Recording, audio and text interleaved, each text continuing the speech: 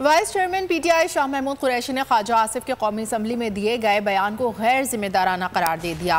बोल न्यूज़ के programme national debate में गुफ्तगू करते हुए कहा, असम्बली के फ्लोर पर वज़ीर दिफा को यह बयान देना जचता नहीं।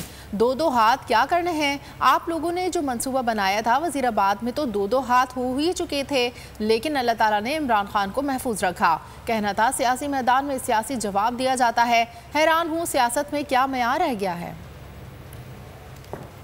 जिम्मेदाराना बयान है और असेंबली के फ्लोर पे मुल्क के वजीर दिफा को ये बयान सजता नहीं है। दो हाथ आपने क्या करने हैं?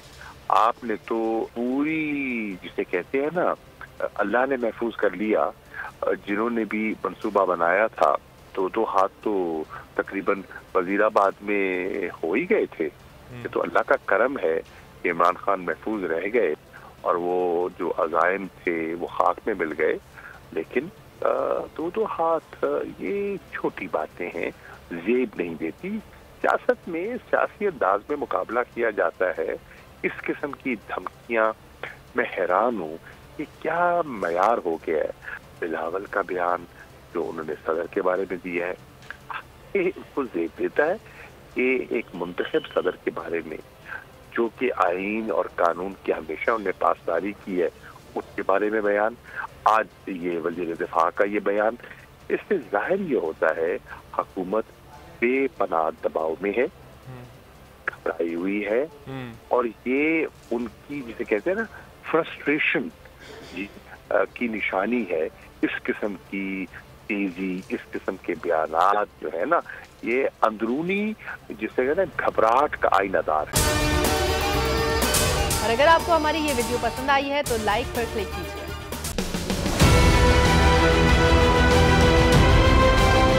मैं आज बोल्ड टीवी वाले शोएब शेख को, उन्होंने उसकी जिंदगी को खतरा हो गया। पहले उसको था अरशद शरीफ को, आज शोएब शेख का मुझे पैगाम आया, उसको धमकियां दे रहे हैं कि उसको मारेंगे। इस सिर्फ के बोल्ड टीवी हमें उठा रहा है। बोल्ड ने हमेशा हक और सदाकत का साथ दिया, सच के साथ खड़ा रहा। हम हैं मिसाल अब्र, मगर इस हवा से हम डर कर सिमट ही जाएंगे, ऐसे भी हमने। बड़ी मुश्किलात, बड़े बड़े चैलेंजेस, सिर्फ बोल खड़ा रहा, बोल डटा रहा। बोल को है जरूरत अवाम के दुआओं की। इजहार आसाती के लिए, पाकिस्तान के लिए, पाकिस्तानी अवाम के लिए।